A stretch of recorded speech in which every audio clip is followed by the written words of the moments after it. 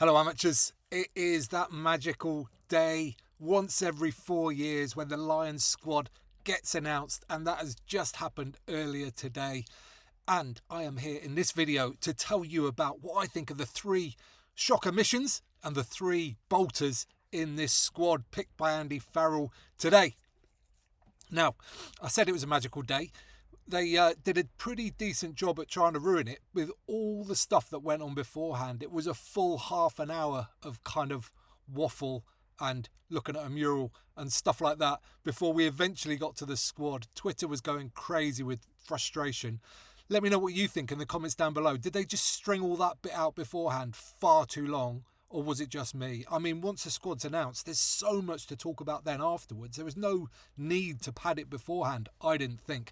Anyway, let's get on with it with these 6 players that I'm going to talk about today. And I'm going to go one each. I'm going to go shock omission, then bolter. And I'm going to go one each. I'm going to go... I'm going to go one each. I'm going to go bolter, then shock omission, etc. Okay, starting off with my first bolter, and it's kind of strange to call somebody with 72 caps a bolter, but I'm going to go with James Ryan. And he's a very good player, obviously a very good second row, but probably benefited from the fact that Andy Farrell's picked 6 lock forwards. And the reason why I think he's a bit of a bolter is because he's kind of the third choice lock for Ireland, and also the third choice lock for Leinster. Like in the Champions Cup semi-final just this last weekend, he was on the bench. So a fantastic player, and it's clear here that they're looking for kind of hybrid players. So look in those second row ranks, people like Ollie Chesham and Ty Byrne will likely be playing a fair bit at 6 throughout the tour. So they've got some proper second rows in there, out and out lock forwards. And James Ryan, yeah, he's my first bolter in this Lions tour. I mean, you think just back, a few weeks or whatever, other people were getting mentioned, people like George Martin, Daffy Jenkins, Scotsman Grant Gilchrist as well, all in the picture. I don't think too many people were talking about James Ryan. So, yeah, I'm having him as my first bolter.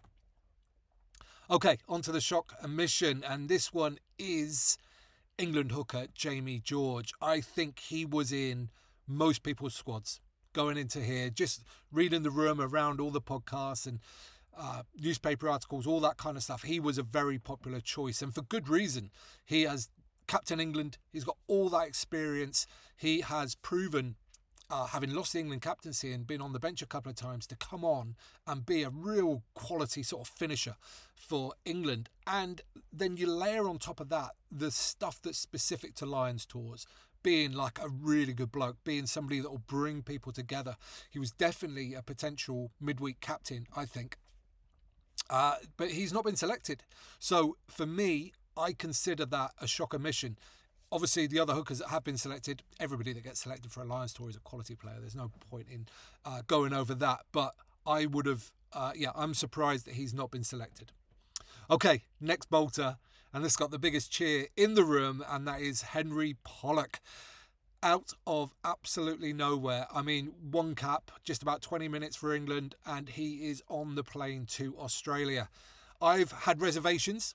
I'm typically quite reserved, I guess, when it comes to selections and stuff like this. So that's why. But it started for me, the reservations came not this past Six Nations, the one before, the under-26 Nations. And it was the Grand Slam game against France. And he'd had an amazing tournament, scoring some incredible tries.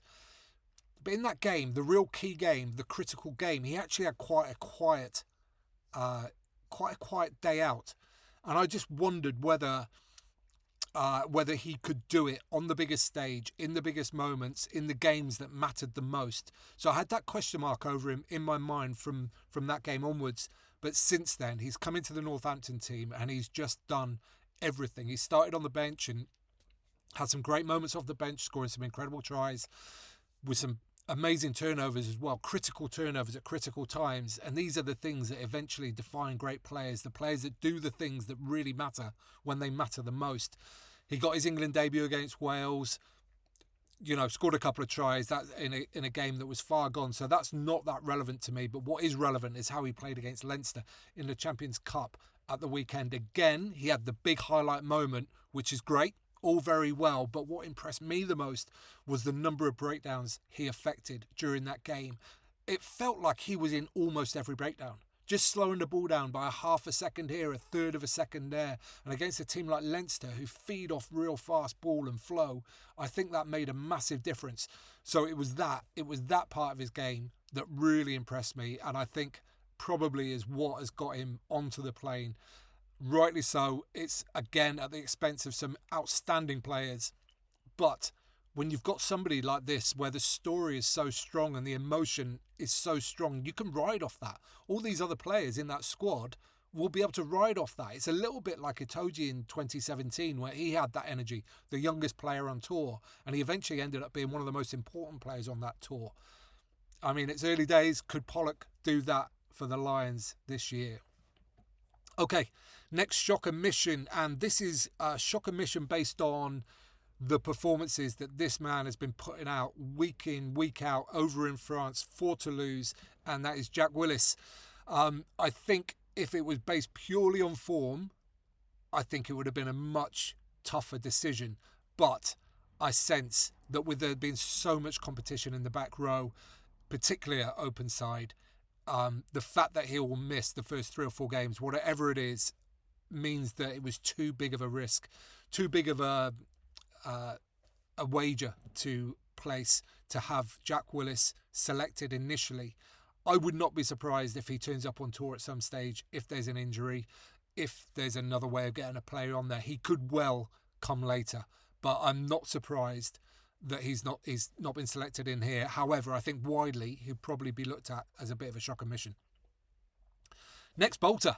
And again, this based on this man's experience, based on the fact that he's already been twice on Lions tours before, maybe would be strange to call him a bolter, but Elliot Daly into the backs, and he has come almost from nowhere. He was not getting selected by England at the start of most of the games this year. He got into the Six Nations starting team as the tournament went on, probably mostly due to some injuries to people like Faye Waboso and Furbank. But he's proved his worth.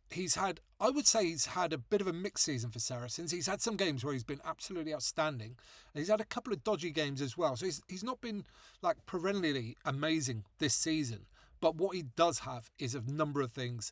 He's got that Lionsy quality about him, where he's adaptable, where he's well liked, where he can learn new systems and get into it and get into a flow and help others really, really quickly. He's so intelligent in that way.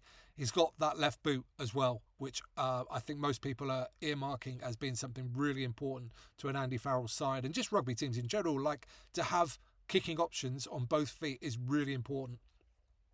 Elliot Daly has that. He has big game temperament as well. And although, you look at some of the wingers that have been left out, people like Darcy Graham, I guess, Ollie Slyto and Faye Waboso, I guess maybe not considered yet due to injury.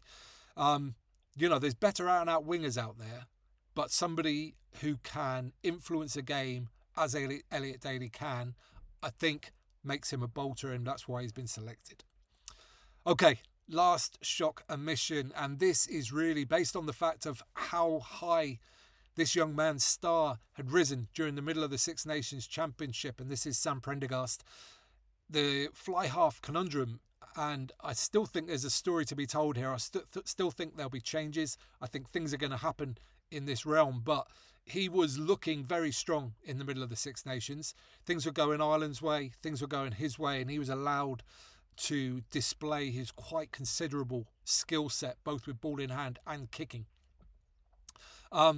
However, Leinster getting dumped out of the Champions Cup at the semi-final stage, his defence looking ever more frail during that game. I think both of those things have gone against him, and they have gone with Finn Smith and Marcus Smith. I mean, it's, in experience-wise, Marcus obviously got more experience than Sam Prendergast, but Finn Smith and Sam Prendergast are around about the same level. Finn Smith has maybe been around a season longer, so it's very close in that regard. But just considering where Sam Prendergast's star was during the Six Nations compared to now, I think makes him a shock admission.